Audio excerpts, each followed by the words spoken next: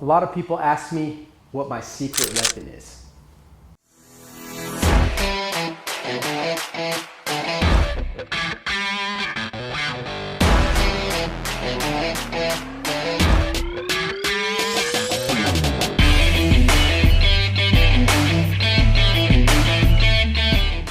One of the most valuable pieces to the equation when it comes to the retail hedge fund model is setting up a back-end system where we can efficiently dispo the deals, send them out to our hedge fund partners, and manage the closing coordination process. Now Lisa, who's my beautiful wife, is the underwriting manager. She oversees every single deal as it's submitted into the system. After analyzing each one and figuring out which hedge fund partner it gets sent out to, she lines up the inspections and manages contract close on every single transaction that comes in the process. After we have that final offer underwritten and contract sent out, that goes to our back-end closing coordinator, who maneuvers and makes sure that everyone is communicated with and make sure that sellers receive the appropriate docs and it's pushed through efficiently so every deal can close on time. Lisa, do you want to run through a very quick synopsis of the back-end closing process and how we filter and funnel these deals from the moment that they come into our system? Sure. Awesome.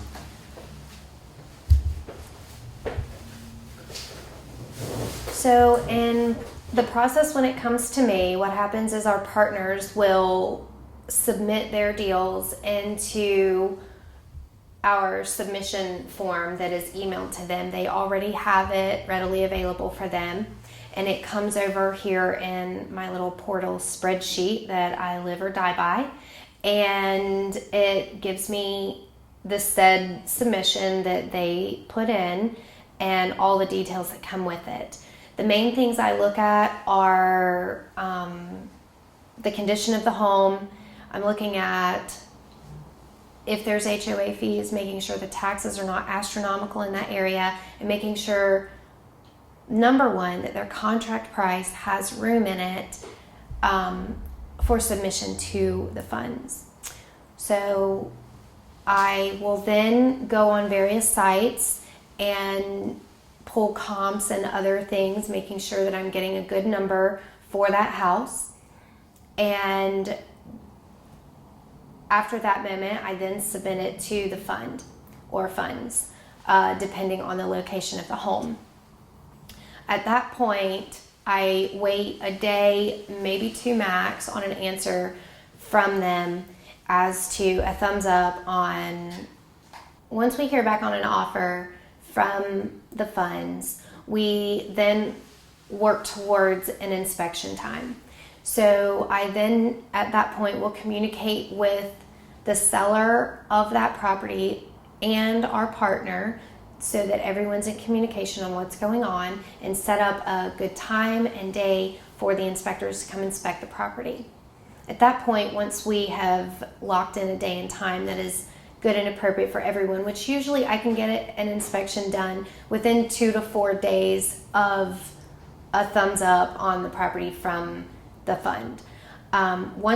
Once the date is locked in, we wait to hear back on the inspection repair report, and at that point, it takes maybe 24 to 48 hours to hear back. At that time, negotiations will open up again one last time to see if we are good at our initial offer from the beginning stage, or if we need to reevaluate the contract price due to whatever came up on the inspection report.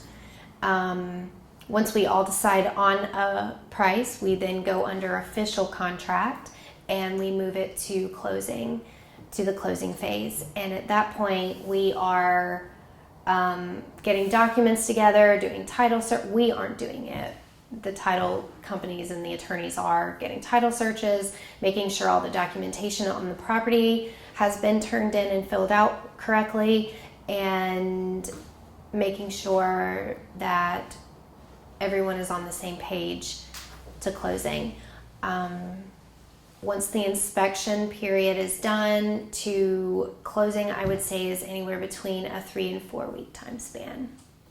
So all in, from the time that the deal is submitted into the system to the date that we can expect to close, we're looking at a 30-day window, correct? Yes. Awesome. What's one of the biggest gaps in communication that you see with our partners when these deals are submitted into the system? So I would say one of the biggest pushbacks we're having at this moment is the partners are hearing retail fund or retail price. They're paying retail. So we're getting contracts submitted to us at top dollar, no matter the condition, which is also another pushback we're having.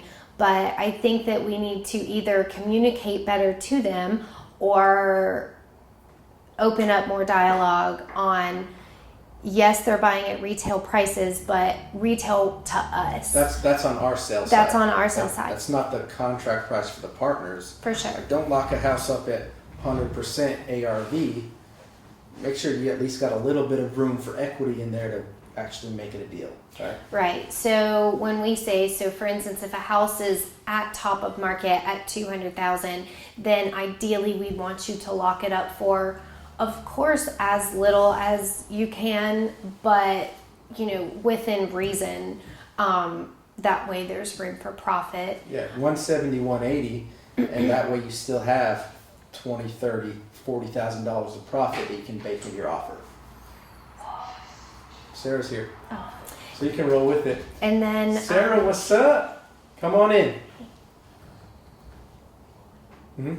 Oh, Sarah don't want to be on video.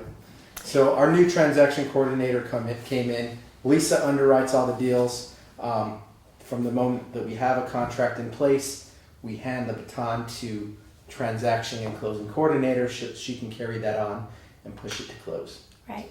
She's here to train with us, but we're just going to roll with it, and we'll jump into that afterwards.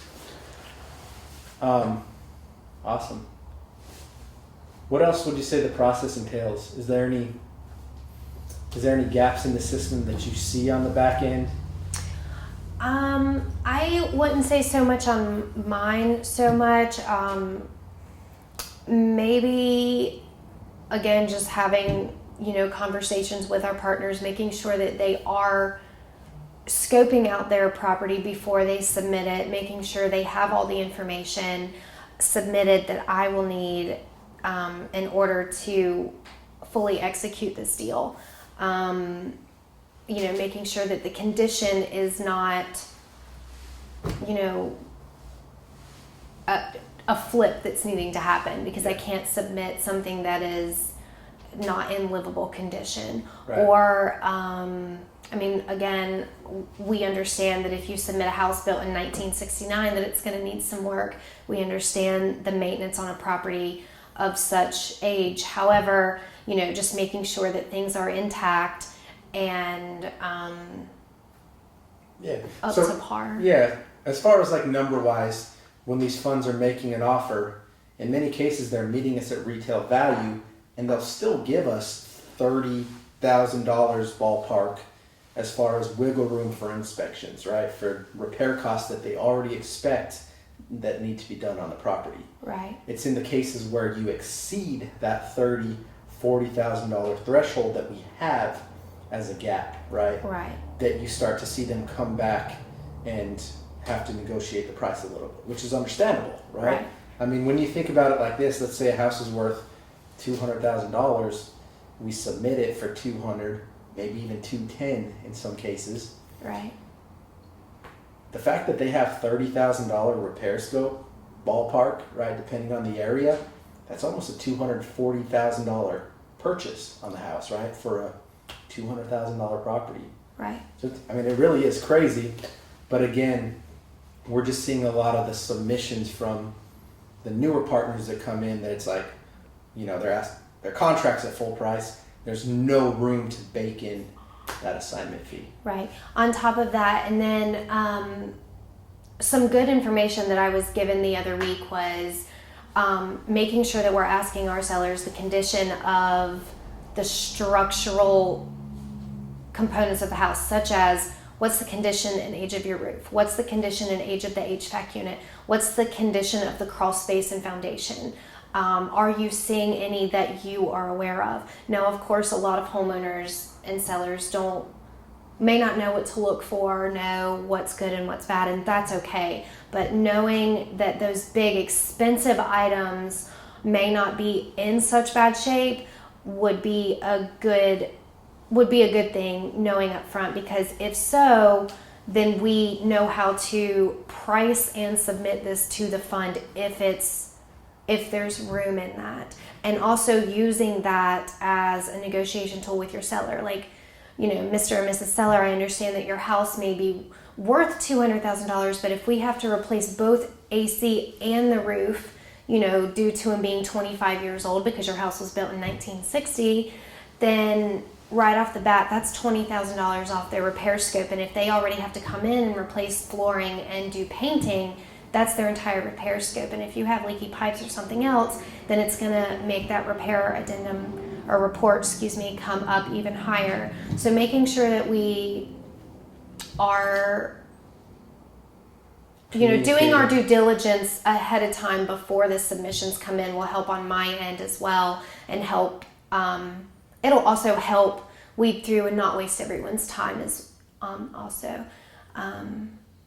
But other than that, I feel like we're moving right along. We're starting to get into the groove of things. Submissions go well for the most part, and partners are trained up. Mm-hmm. They know what to expect, where we can really groom them and just make sure that they can match and meet our process, that there's a mutual partnership and understanding so that we can push these deals through efficiently. Right. And we're not bogged down with submissions that make no sense. Right. And the hedge funds are pretty simple to work with. I would say simple, yet complex depending on the area. However, for the most part, the ships run smoothly, and I'm very glad we have hired help. Yep. Love it. So if you guys are out there making it happen, stay consistent, keep up the momentum, guys. Make sure to capitalize on the opportunity in the season of those opportunities, right?